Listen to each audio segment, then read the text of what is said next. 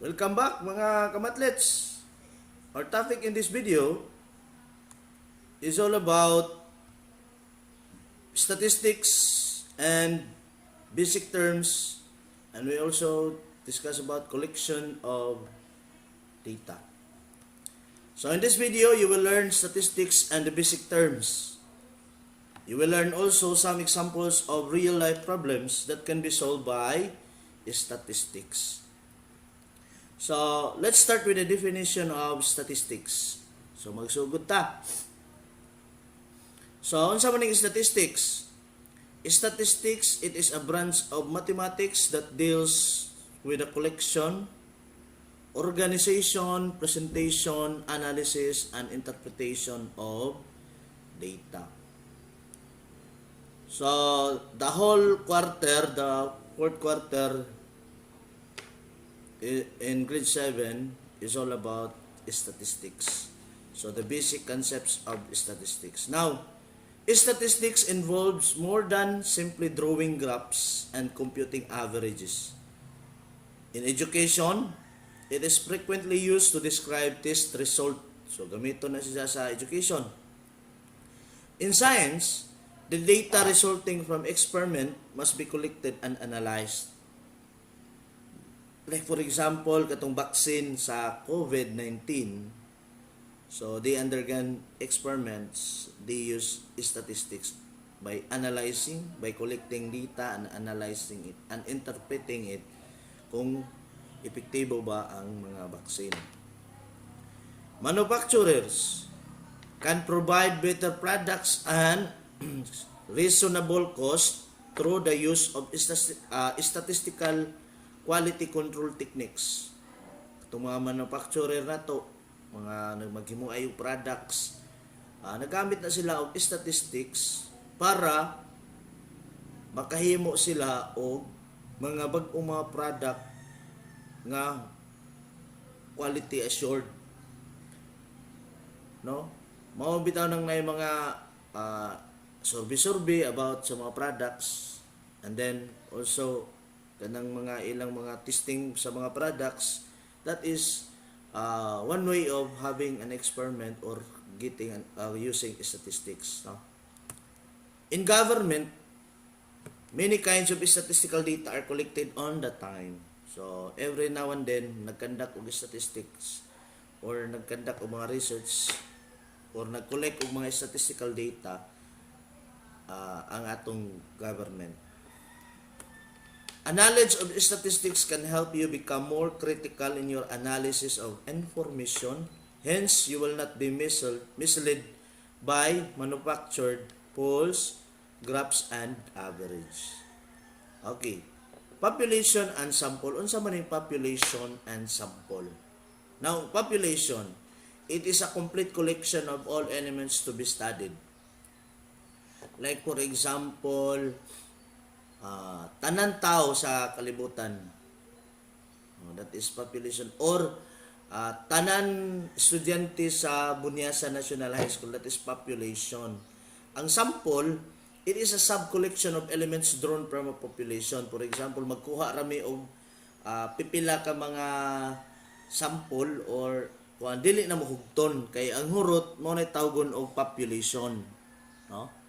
Kadtong tanan tawgon to sa population. Kung magkuha ra ka og pipila diha kumbaga sample gani, mao na siya sub collection of elements. For example, nagluto og landang ang imong mama, no, nagluto og landang imong mama, katong ijang niluto nga landang dayon tanan tawgon to sa population.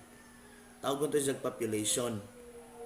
Unya kay mo testing man ka, mo tilaw man ka, kanang imong gitilawan, o nagkuha kag isa ka baso or isa ka tasa nga landang, kanang isa ka tasa tawgon og sample. Mao nay sampulan, mao nay basihan nimo sa imong unsa imong i-rate sa lasa sa landang, di ba? Kung magsample kag landang, kuha ra man ka gamay, tapos mutilaw ka, kung unsay lami atong imong gitilawon, mao na toy lami sa kadaganan. That sample. That is population and sample. For example, a scientist is investigating the effectiveness of new drug to relieve the symptoms of hypertension. He administered drug to 100 adults. So ang usa kung example, kung ang usa ka scientist mag-investigate sa kaepektibo sa usa ka tambal nga makahatag og kaayuhan sa mga symptoms sa hypertension, dili na niya ihatag sa tanan nga mga adults katong na mga high blood or katong na mga high blood. Kung dili, magkuha ra siya, magkandak ra siya og sample or research or investigation sa pipila ka mga adults. Ang iyang mga respondent, 100 ra na pila ka adults. Pero nagkuha ra siya og 100. Ang population ato is ang tanan adults who would try the drug in the future. Ang population katong tanan adult nga makakuha sa or makainom ana nga tambal. Ang sample nga ijang gigamit katong 100 chosen adult, katong ijang gipili nga 100 ka buok. Di ba? So wa jud siya nag-administer og experiment sa tanan adult. Tiaw mo nang daghang adult. So that is the difference between population and sample.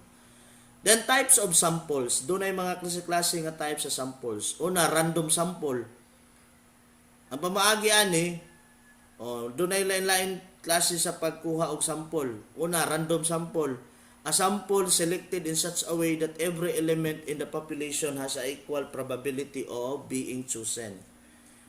So random sample, mao ni si Jai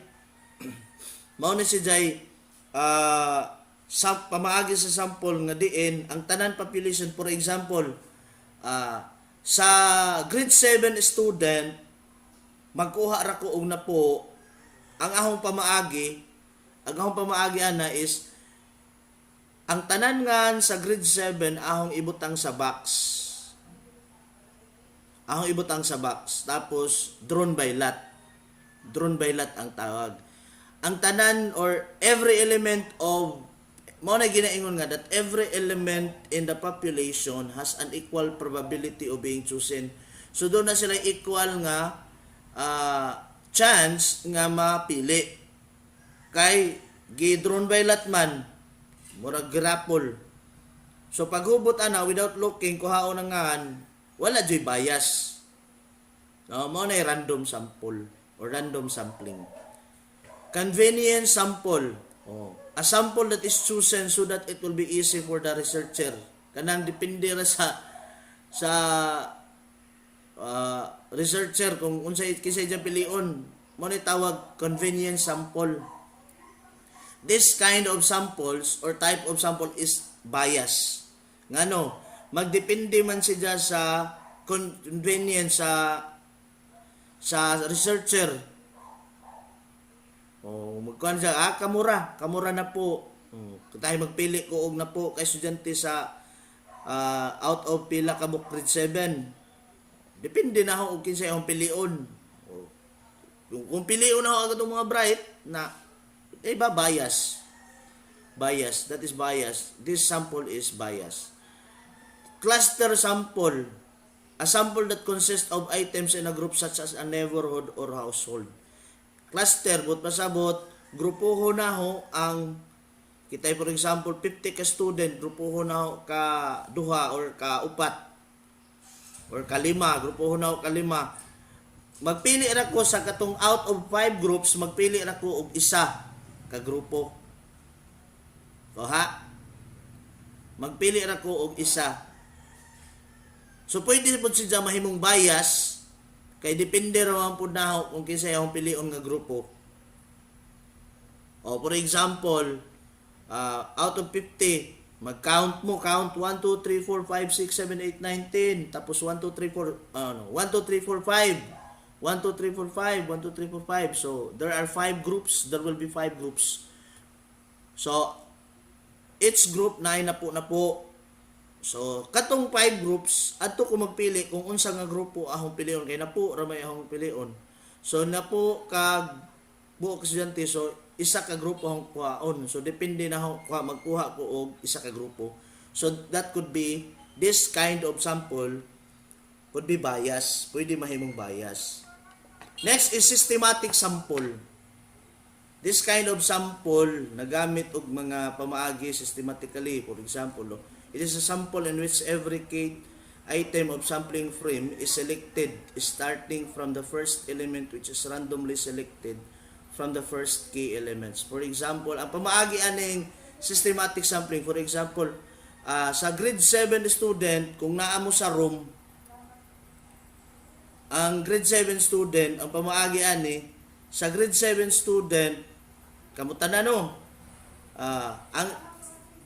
kung naamo tanan sa isa ka room, paningkuron mo, muingon ang inyong teacher nga magpili ko og na po ka estudyante. Okay, ang ahong basihan, magsugod sa first student diri ning primerong element, tapos mag-count ta og 5. Kinsa tong matungnan og 5, mao toy ahong na mapili. Kuha, that is systematically, or magkuha mo og listahan, ilista tanan ngan, tapos mag-count ra 1, starting sa 1, tapos mag-count og 5, interval og 5, 1, 2, 3, 4, 5. Ang matungnan og 5, mao to siya. Dili siya bias. Okay, matungnan ra man. Okay. Hapit-hapit siya sa random, kay ang random di magkakabuot kinsa matungnan. Okay. Stratified random sample. Ang stratified random sample, maora siya pamaagi sa random, pero doon na siya stratified siya. Nga naman, kaya ang population, the whole population is divided into subgroups. So, bahinon siya, so that each population member is only one subgroup. For example, sa grade 7 student, grade 7 student ang atong population, magkuha tag sample, bahinon sa naho, baji, laki.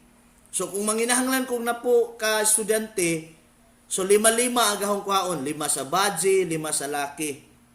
Yan na ang stratified random. Pero ang pamaagi ni Diya, pareho sa random. Pareho sa random kay drawn by lot. Kuhaon na ho, maghubot ko ngan sa baji, 5, o maghubot po ko ngan sa laki, 5 ka buok. So drawn by lot gihapon. Pero kada member or subgroup doon ay equal participation. So 5 sa baji, 5 sa laki. That is what we call stratified random sample. For example, okay, doon ay example, a mathematics teacher plans to choose 4 students from the math club to be in a publicity photo. How could the teacher choose the 4 students? So unsaon man pagpili sa teacher sa upat ka estudyante. Okay. Atong ipakita gamit katong sample, types of sample, no? Types of sample. Okay.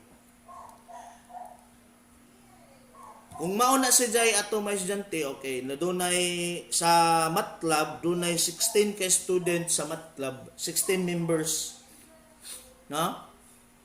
Of math club. So the teacher will choose 4 students. Upat ra ka estudyante ang pilion. Now, using random sample, si math teacher could put the names of all the students in a box. As I've said a while ago, nga ijang ibutang tanan nga sa box without mix the name without looking. I-mix to, why tanaw-tanaw tapos maghubot. Posible, kana siya mo resulta. Okay, for example, kana may napilian sa upat ka paghubot din sa kaupat, kana may napili. Di ba? Makita equal, dunay equal kanang chance nga mapili. Convenience sample. Convenience as I've said, pwede siya may mong bias. Kaya the teacher could choose the 4 student in a 4th row. Pwede ra, kana, kinirang naasa upat nga row. Kanira sila naglumbay diri mo ra yung pilion. Kinira silang naglumbay. Kinira silang naglumbay mo yung pilion. So convenience sa teacher depende. So bias. Cluster sample. The math teacher could choose a group of 4 students in a corner of last row. Makapili ang teacher kung ijang, for example, kana si Ja, ijang gi-divide into 4 cluster, di ba, tag-upat, kung maghimo tag-kuros diha sa tunga, maghimo tag-kuros, patubahinon, so mabahin si Ja ka-upat, tag-upat-upat pod. Unja, ang teacher makapili kung asa si Ja nga bahin. That is cluster sample. For example, kining gilinginan diri, di ba nagtapok sila upat, umingon ng teacher, diri kinira nga grupo mo yung pilion. That is what we call cluster sample. Bias po siya. No, bias. Systematic sample. Systematic sample that no math teacher could choose the 4 students systematically by following an ordered list of the population. So, as I've said, pwede ang teacher magagan. For example, mingon si teacher nga, okay, magpili ko og estudyante. Okay, kini siya primero the first element in the 4th row.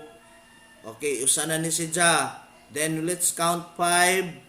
Okay, 1 from diha gikan da ni Ja, mag-count of 5. 1, 2, 3, 4, 5. Oh, kana.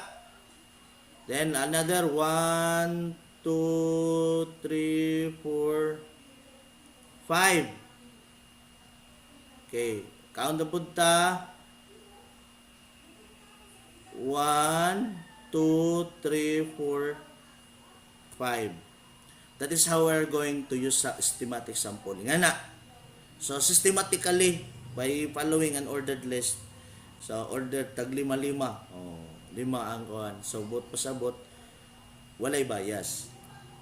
Sa matungnan ra. Next is the stratified random sample. As I've said, pareho siya sa random nga pamaagi, pero ang kalainan is ang population is divide pa into subgroups. So, for example, as I've said, ikuan siya, i-divide siya, lain ang grupo sa baji, lain ang grupo sa laki.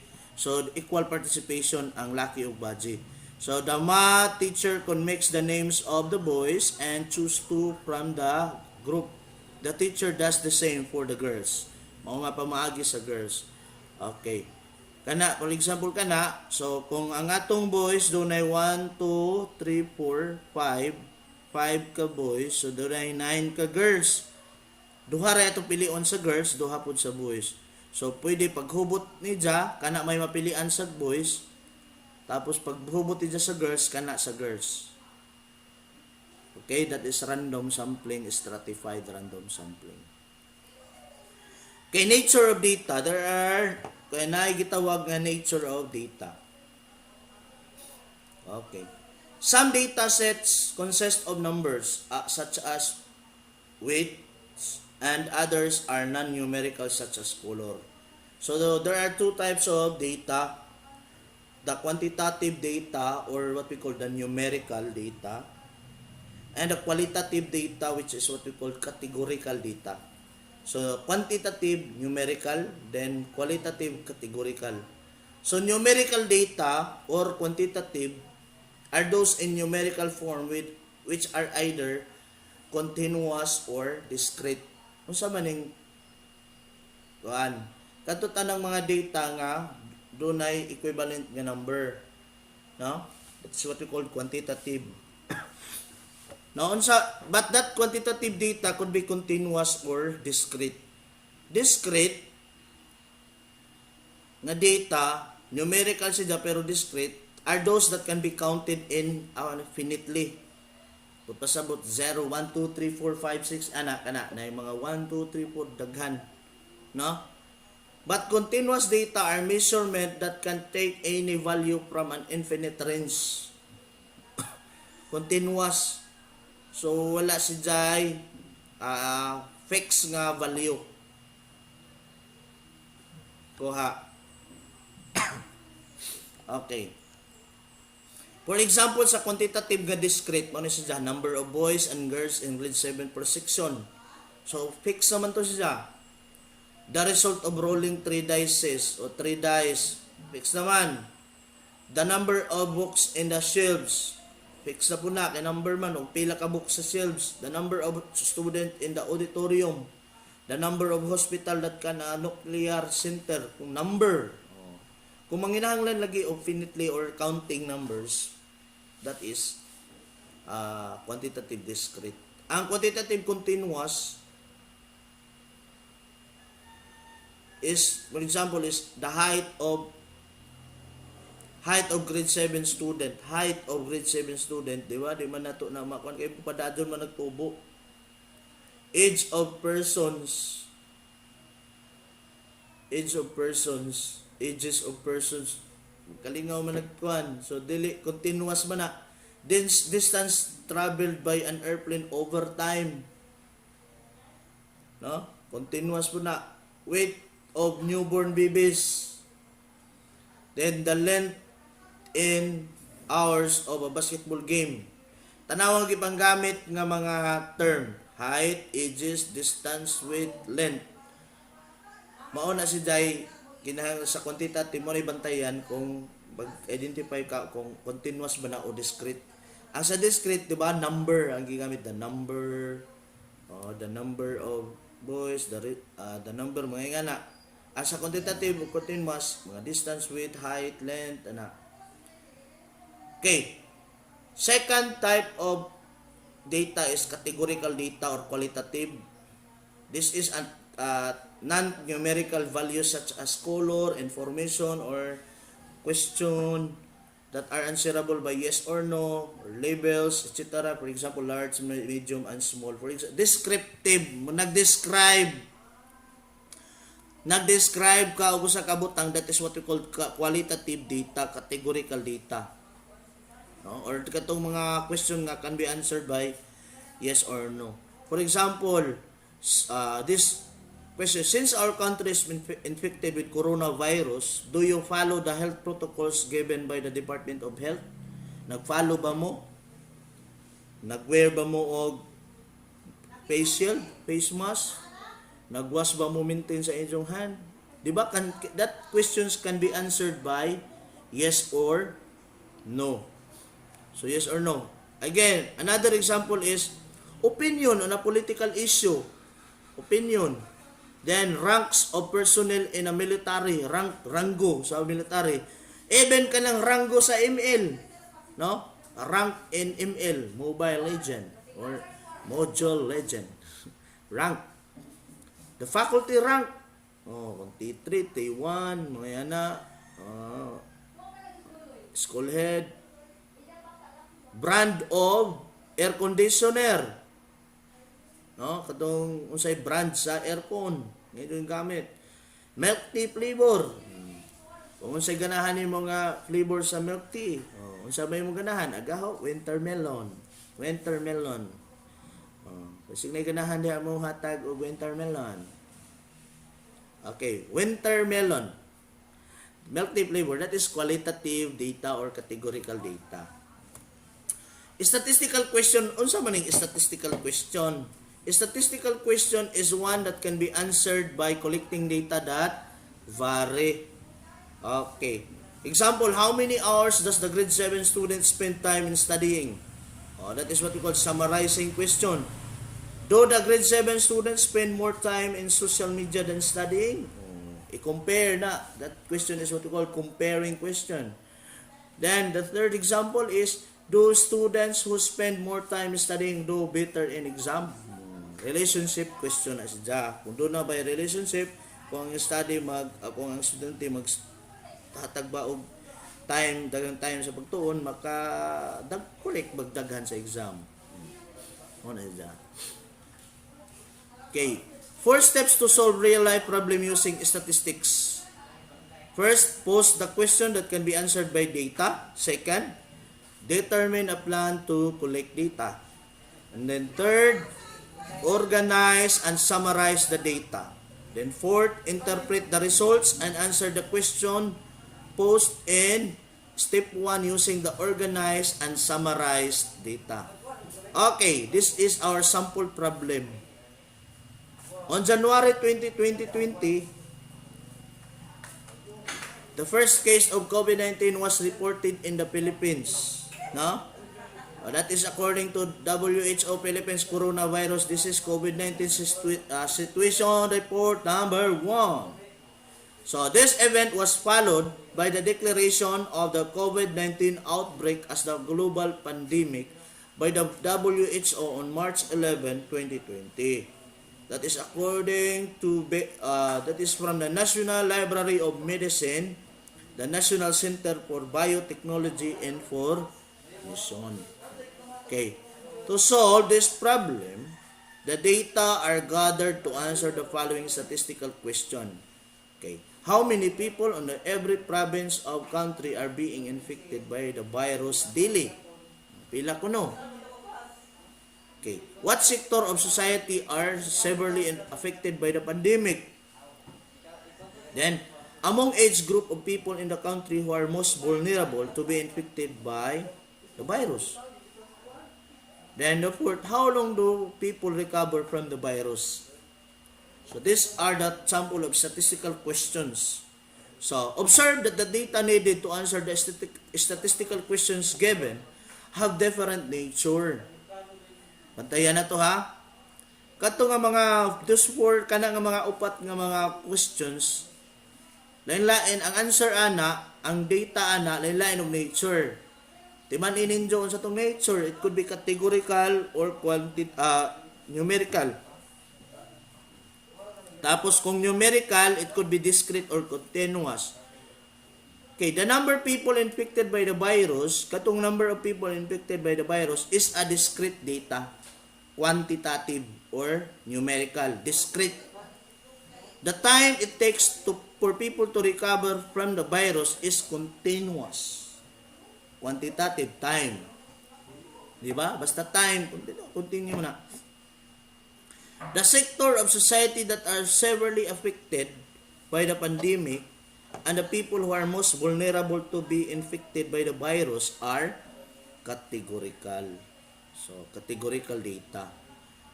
Okay. Let's move on to the collection of data. Ano na sa collection of data? So, data are collected from different sectors such as business, education, medicine, etc. Below is an instrument that is used by the leading newspaper who are conducted a survey on honesty. So, kini siya, example ni siya sa gigamit nga survey or instrument nga gigamit sa usa ka newspaper sa pagkandak og survey mahitungod sa honesty. Mao nang ang title anang survey is how honest can you be? No? Basahan ko no. Basig mo basa mo, how honesty, how honest can you be? Okay, that is one example of instrument. Okay, collection of data is an important part of statistics. Data should be collected in a manner that they are accurate and convenient to use. Kinahanglan, so ang collection of data mo ni sa pinaka kumbaga crucial part. Ano man? Kung why imong mag-collect data, why ma-interpret? Unsa ka na kinahanglan ka ng imong data accurate o convenient. Accurate siya. Alangan namang imong jaga-jagaan ra nagbutang. Date 1 ra ba na survey. So kinahanglan na siya accurate, exact, and crucial na siya. We have data is collected on facts that or information. They may be gathered by using the following methods. Conducting survey, di ba? Kanang mag-conduct survey. Kanang yes or no, yan na. Ma'am, nagamit ba mo ani nga sabon? Ma'am, lami ba ang kwan sa Jollibee?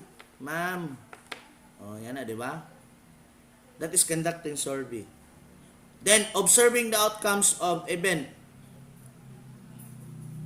Mag-observe na ka. For example, obserbahanin mo kung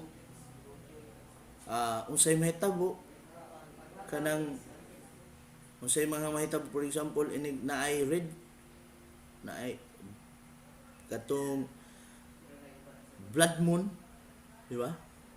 Mag-observe ka unsay mahitabo sa palibot, then isuwat nimo ang imong naobserbahan, observing the outcomes of event. And then another is that kung mag-roll ka og dice, rolling a dice, tay 30 isa ka dice, i-roll nimo ka 50, i-roll nimo imong i-roll nimo, then ilista nimo ang outcome sa kada rolling. That is example of observing the outcomes of events. Taking measurement in experiment. So, mag-experiment po ka, that is one example of collecting data. Third is reading a statistical publication. Magbasa ra ka og kanang mga newspapers, magazine, mga statistical publication, that makakulik na ka og data. There are different statistical instruments that can be formulated and used to gather data depending on the needs. Listed below are some of the statistical instruments. Okay. Muna siya, una, observation, interview, focus group discussion, survey, and questionnaire. No, muna siya. Observation, it focuses in determining the changes in the attitude, characteristics, and behavior of people or other subjects. So these techniques includes watching and recording actions and behavior. Observation, from the word observation, magtanaw ra ka, mag-record. So mga nahitabo. Interview, it is being performed through personally asking question to people who have the authority or expertise to say something about the data needed. So mag-interview ka, question and answer portion, mag-interview. The person gathering the data is called the interviewer, o katong person nga mag-supply sa data tawag interviewee. So then focus group discussion, it is used to know the thinking, feeling, or opinion about a certain phenomenon, idea, and etc. If GD is conducted with a small group of people with common knowledge and common field. Focus group discussion. For example, mga doctors, no? Mga doktor conduct na sila, mag-istorya, chismisan, no? Diba? Maghimo sila og kanang group discussion about sa nahitabo karon. So they can collect data out of that. So, for example, na po ka grupo, puro sila mga doktor, mag-istoryahan nila about sa nahitabo karon sa coronavirus, unsay ilang ika-suggest, makakolek na sila data. Survey. In a national level, surveys are usually covered by the government and other form of surveying organizations such as the National Statistics Office or the NSO, nga karon PSA na, no? Philippine Statistics Authority. A survey can also be done in small scale. For example, a class of 25 students can be surveyed. No? Questionnaire. Katong gagawin na questionnaire. If you have a big number of sample, kung daghan, so, mo ni siya most practical way nga gamiton. Kay maghatag raman ka og questionnaire, ang sira sa mga respondent katong kisa to imong gisurbihan. No? However, you must be careful presenting your question. Magbantay-bantay ka sa mga question nga imong gi-present because it could be offensive. Kumbaga na question nga offensive. Kay we need to consider the culture and characteristic of the respondent. Basig na ay question yung mga too much mga offensive kadyo ba nga question, ma-offend ang imong respondent, di malain, no? Anang side kuan ito sa ilang culture o ilang characteristic. So you must be aware of that. You must be careful. You may use email, letter, magamit nimo ang email, letter, or personally give your questionnaire to your respondent. Pwede nimo kato imong questionnaire, email ra karon, Google form, link ra kan. Pwede i-letter nimo kung ladyo. Karon sa John ra kan kay i-Google, email ra kan man or mga link ra kan Google Forms. So sa John ra Pwede po nimo personally paghatag sa questionnaire. Kung di jud ka kuan ang respondent. Para namo ba ang sama team nato, for example sa grade 7, ang sama team nato dunay link online. So pwede na ang questionnaire ato sa online. Unya katong uban nga wala ka response dito sa online, gi personally na ho hatag or gihatag na ho. O dunay hard copy. O mao na sa example. Using different questions and approaches to questioning can allow an access to the information we require. So, magamit ang mga questionnaire, mga questions depende sa katong kung unsay gusto nato mahibaw-an. Questionnaire usually are comprised of the number of questions that can be either be closed question, pwede closed questions, open-ended questions, or multiple choice. Unsa man yung closed questions or open-ended questions or multiple choice. Okay, these are the types of questions of closed question. These questions which can be answered with yes or no, or they have limited sets of possible answers such as A, B, C, or all of the above. For example, kanang atong questionnaire, kanang atong summative test nga usaray imong i-answer. Usaray imong i-answer sa choices nga A, B, C, D, usaray answer. That is what we call closed question. Or katong mga question nga ma-answer ra og yes or no. For example, do you wear glasses? Do you have boyfriend? Oh, yes or no, di ba? Do you have a crush na? Di ba? Oh, yes or no ra man na. Mga yes or no ra man. Or katong ma-answer og A, B, C, or all of them isa-isa. Open-ended questions. Unsa man yung open-ended questions? These are questions that allow someone to give a free-form answer. Opinion. Open-ended. Imong idea. Oh, mao na siya open-ended questions. For example, how did you answer the modules? Giunsa nimo pag-answer imong module? O, di ba? Ang answer ako ba, nagkanopiyahay ra. I mean, sir, ang idea, sir. Di ba? Ang uban po, may, how did you answer the modules? Just copying the answer key, sir, and paste it to the paper. Di ba? Copy paste the answers key. Mao na siya. Open-ended questions, idea, idea, mga opinions, mao na siya open-ended.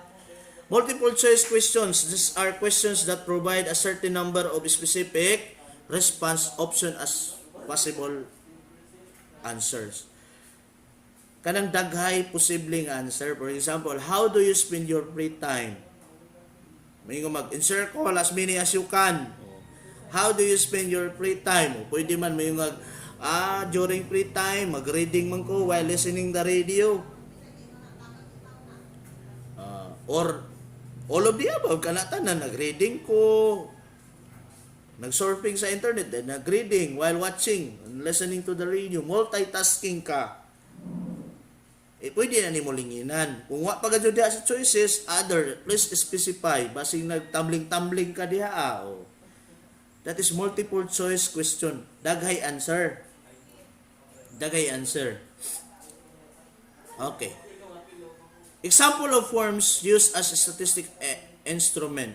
Mao ni mga example sa mga forms gamit as statistic instrument. Okay, kana. Nag-fill up ra ka. Then, kana siya sa mga restaurant, diba? Makaidumdum ko ana sa Jollibee sa una gi-interview ko, gi-survey ko about sa Jollibee unsa ka kuan. Una ay libre. Gihatagan ko kung sana kanang murag French fries mo siguro to gihatag after the survey. Tubag-tubag buko kay aron malibre. Kana pud RRQ chicken wings. Nagkuan pud sila kanda kog survey kana nga gamit ng questionnaire kung satisfied ba ang ilang customer. Di ba? Madyo na lang man libre og chicken wings na. Libre kay mo tubag ta pero wa na maglisod ta may nagdali ko Pero kung na yung mga survey, just participate. Kung na mo free time. Oh, kay bas hindi na libre. O bas hindi ka nang na yung mga kundi na yung mga milk teahan, mag-survey. I-survey pag ko para makalibre. Okay, another is that one. O example kana siya. Ang choices is agree a lot, agree a little, disagree a little, disagree a lot. Mo choices check right check. Then kana student observation form. Student observation form. In some universities and some school, ang mga estudyante pwede makahatag og comment or maka-observe sa ilang estudyante o sa ilang teacher rather. Kay gihimo man din sa mga universities para ma-improve ang teaching learning process nila, ma-improve nila ang ilang pamaagi. So, ibutang sa estudyante kung kinsa tong nga teacher ila, for example sa aho, maghimo mong ingana, for example kana, ibutang teacher Robert Fabre, grade level and section, grade 7, date, student's name, reason for observation, ingana, observation. Unsa ibutang radyon kung unsay inyong naobserbahan. That is one way of having or getting data. So basahon na sa school, sa university, kay kahoy ra din ni, mao din ni si Mr. Fabri nagtindog-tindog ra din ni sa klase, di ba? Si Mr. Fabri ara din ning ka kuan, mahibaw-an na sadya nga na statistical how we are going to gather data. Okay, example of interview questionnaire kana, questionnaire sa interview. Okay, kana sadya gather kana ang mga questions is an open-ended questions. Okay. That's all. Thank you. So, once again, good day everyone.